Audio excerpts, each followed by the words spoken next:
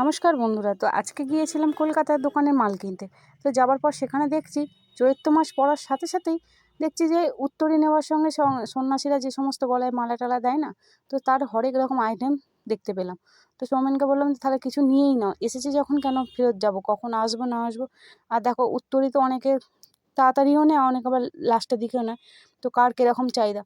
তো যেহেতু শিবের জিনিস, তো একটু রুদ্রাক্ষের উপরেই বেশি ভ্যারাইটিস দেখলাম, তো ওগুলোই নিলাম। হাতের ব্রেসলেট কিছু নিলাম, যেমন রুদ্রাক্ষেরই সব কিছু ধরতে গেলে। আর পুঁথির মালাগুলো বেশ কালেকশানগুলো বেশ সুন্দর সুন্দর। আর হাতের নতুন নতুন একটা ধরনের সব ব্রেসলেট নিয়ে এলাম, তো কারণ অনেকেই ছেলেরা এগুলো পরবে, মেয়েরা গলায় মালা নেয়।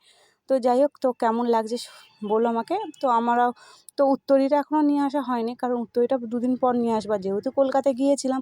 তো এখন কলকাতা থেকে এসে সমস্ত কিছু মাল বার করে এক এক করে মানে লিস্ট বার করাচ্ছি, আর এক এক করে তো লিস্টগুলোর সাথে মিলাচ্ছি। কারণ এই ঝামেলাটা যে কী সাংঘাতিক ঝামেলা, নিয়ে তো নিই ফটাফট সেখানে, মানে যা দেখতে পাই, কিন্তু এই সময়টা হচ্ছে খুব কঠিন সময় মেলানো।